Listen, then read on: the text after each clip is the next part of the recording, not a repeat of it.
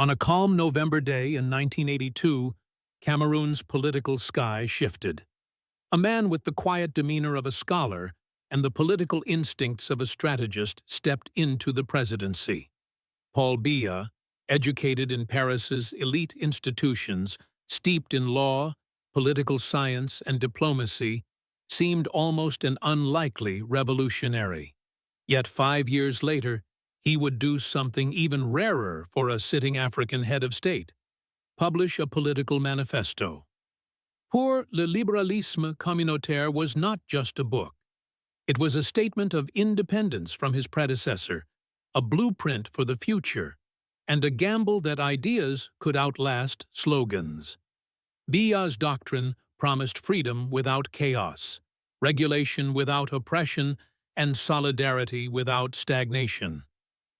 To understand the Cameroon he shaped and the leader he became, one must step inside the pages of this 1987 political lightning bolt. Paul Biya's journey to power was as much about timing as it was about skill. Born in 1933 in the village of Mvomekaa, he climbed from rural obscurity to the intellectual crucible of the Lycée Louis-le-Grand in Paris, absorbing the classics of Greco-Latin thought. At the Sorbonne, Sciences Po, and the École Nationale d'Administration, he mastered law, governance, and the subtle art of statecraft. When President Amadou Ahidjo unexpectedly resigned in 1982, Biya inherited a system dominated by a single party and a centralized state apparatus. But this was no smooth succession. The early years were marked by political tension, a power struggle with Ahidjo, and even an attempted coup. By 1985, Biya had transformed the ruling UNC into the Rassemblement Démocratique du Peuple Camerounais, RDPC, signaling a break from the past. Yet suspicion lingered. Was this truly a new era, or just new branding? Pour le libéralisme communautaire would be his answer, a public declaration that he intended not merely to govern, but to redefine the relationship between the state and the people. By 1987, Cameroon had survived its succession crisis, and Biya saw an opening for ideological clarity. In Pour le libéralisme communautaire, he articulated what he called a New Deal for Cameroon, a hybrid philosophy that rejected both laissez-faire capitalism and rigid socialist centralism. Communal liberalism rested on a deceptively simple premise: Africa could and should chart its own path, informed by its communal traditions but open to global progress. The book was both manifesto and roadmap, laying out a model for governance rooted in 3 interconnected principles: freedom to undertake, regulatory oversight, and solidarity. Biya's message was clear: political slogans were not enough. Cameroon needed an intellectual compass to navigate the turbulent waters of modernization, democratization, and nation-building. The publication was a symbolic break from Ahidjo's authoritarianism, but also a personal statement. Biya was not just a caretaker president. He was an architect of a new national vision. Biya's doctrine begins with freedom to undertake, the right for individuals to start businesses, pursue careers, and innovate without excessive state interference. This was a bold stance in an Africa where many leaders clung to command economies. But Biya added a crucial caveat: freedom should never degenerate into exploitation. The second pillar, the regulatory role of the state, aimed to safeguard equality, fairness, and social stability. For Biya, the state was not a distant bureaucratic machine, but an active referee, ensuring markets served people, not the other way around. This meant upholding the rule of law, separating powers, and embedding constitutional guarantees for civil liberties. The third pillar, solidarity, was deeply African in spirit. It called for the preservation of communal bonds, from family networks to national unity, and demanded that development be shared. Biya pointed to Cameroon's cultural tradition of collective responsibility, where communities rally around families in grief or celebration. This, he argued, should be the ethical foundation of politics. Taken together, the three pillars were designed to be mutually reinforcing. Freedom without solidarity risked inequality. Regulation without freedom risked stagnation. Solidarity without regulation risked favoritism. In Biya's view, only a balanced system could carry Cameroon into the future without sacrificing its soul. When Biya assumed power, Cameroon was firmly in the grip of one-party rule. The UNC, later replaced by the RDPC, dominated politics, and dissent was carefully managed. Yet by the late 1980s and early 1990s, winds of change were sweeping across Africa. In 1990, Biya enacted the law that restored multi-party politics, ending the legal monopoly of the ruling party. This was not without pressure. Civil society, opposition groups, and international partners all pushed for reform. But Biya framed it as the logical outgrowth of communal liberalism's first pillar, freedom. Subsequent reforms included a modernized constitution, 1996, independent electoral bodies like Elecam, and an expanded role for the press. Still, critics argued that the pace of democratization was too slow and the playing field too uneven. Biya countered that Cameroon's stability depended on gradual change, not political shock therapy.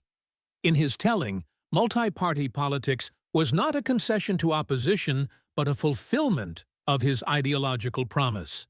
If communal liberalism was about bringing politics closer to people, decentralization was its most tangible expression. For decades, power in Cameroon had flowed from Yaoundé downward. Biya sought to reverse the current.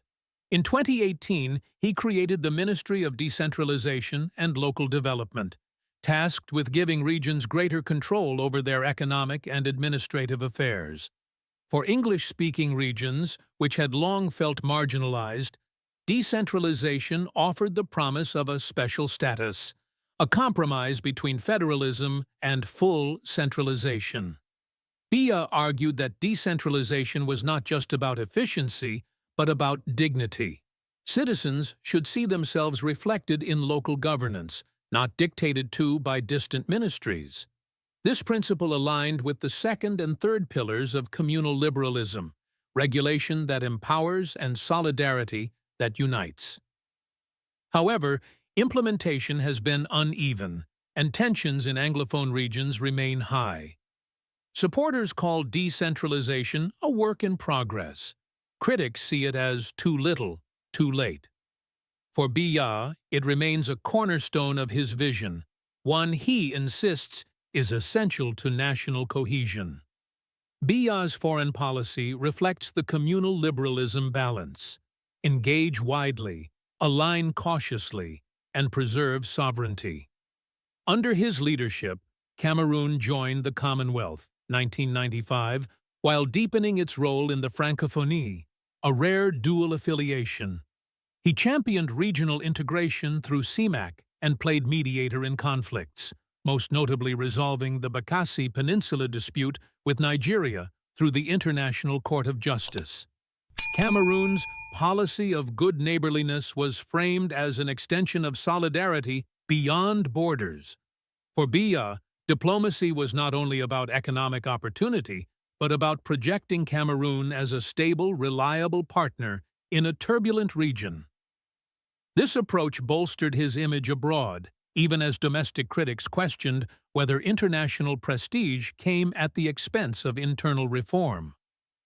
From the day he took office, Biya identified national unity as non-negotiable. Cameroon's ethnic, linguistic, and religious diversity was both a strength and a potential fault line. Communal liberalism treated unity as a shared responsibility, cultivated through education, sports, religion, and cultural exchange. Biya also stressed moral governance, the fight against corruption, the need for discipline in public life, and the moral duty of leaders to act in the public interest. He cast himself as a guardian of stability, warning that disorder, whether from tribalism, extremism, or reckless politics, would derail progress.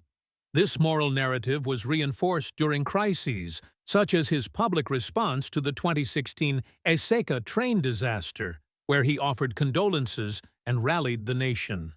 For Biya, leadership was not only about policy, but about being a steady voice in moments of grief and uncertainty. Despite its lofty ideals, communal liberalism has faced criticism. Some accuse Biya of using its principles as political branding while maintaining tight control over power. Others argue that the reforms have been too slow, especially in addressing regional grievances and systemic corruption. Yet, after more than 4 decades in power, Biya's doctrine remains the formal ideological backbone of the RDPC and the official reference point for governance. Supporters credit it with preserving peace in a volatile region, guiding economic liberalization, and preventing the collapse seen in some neighboring states. Whether viewed as a genuine philosophy or a political tool, communal liberalism is inseparable from Biya's personal legacy, a complex blend of stability, gradual change, and enduring controversy. In an era when political ideologies are often imported wholesale, Paul Biya's communal liberalism stands out as a homegrown synthesis, liberal in economics, communal in ethics, and pragmatic in governance. It reflects the man who conceived it, cautious but determined, intellectual yet deeply attuned to tradition.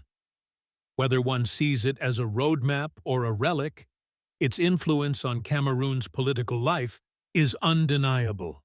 And as long as Biya's tenure continues, the doctrine will remain both a lens for understanding the nation's choices and a mirror reflecting the ambitions and contradictions of its longest-serving leader.